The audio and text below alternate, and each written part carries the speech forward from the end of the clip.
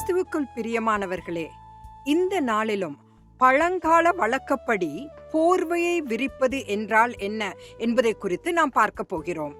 Ruth 3வது அதிகாரம் 9வது வசனத்தில், நீ யார் என்று கேட்டான். அவள், நான் உம்முடைய அடியாளாகிய ரூத். நீர் உம்முடைய அடியாள் மேல் உம்முடைய போர்வையை விரியும், நீர் சுதந்திரவாளி என்றாள். 21ஆம் நூற்றாண்டின் வாசகர்களுக்கு நீர் உம்முடைய போர்வையை விரியும் என்ற சொற்றொடர் ஒரு அபத்தமாக தோன்றலாம். ஆனால் அன்றைய சமூக பழக்க வழக்கங்களின்படி இது ஒரு முக்கியமான சமூக வழக்கமாக குறிக்கப்படுகிறது. ரூத் 3வது அதிகாரம் 7வது வசனத்தில், போவாஸ் புசித்து குடித்து மகிழ்ச்சியாயிருந்து ஒரு அம்பாரத்து அடியிலே வந்து படுத்துக்கொண்டான். அப்பொழுது அவள் மெல்ல போய் அவன் கால்களின் மேல் மூடியிருக்கிற போர்வையை ஒதுக்கி படுத்துக்கொண்டாள். அவர்களின் வழக்கப்படி ஒரு பெண் ஒரு ஆணை திருமணம் செய்து கொள்ளும்படி கேட்க முடியாது. ஆனால் ஒரு ஆணின் காலின் மேல் படுத்துக்கொள்வதன் மூலம் அவள் அவனை திருமணம் செய்து கொள்ள விரும்புவதை வெளிப்படுத்தலாம்.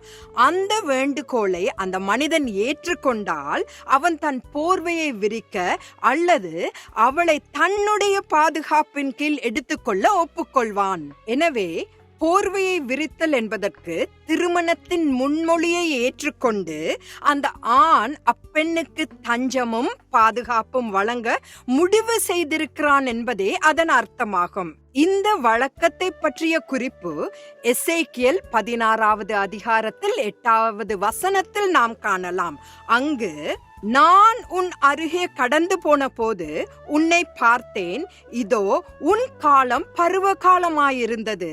அப்பொழுது என் வஸ்திரத்தை உன்மேல் விரித்து உன் நிர்வாணத்தை மூடி உனக்கு ஆணையிட்டு கொடுத்து உன்னோடு உடன்படிக்கை பண்ணினேன் என்று கர்த்தராகிய ஆண்டவர் சொல்லுகிறார்.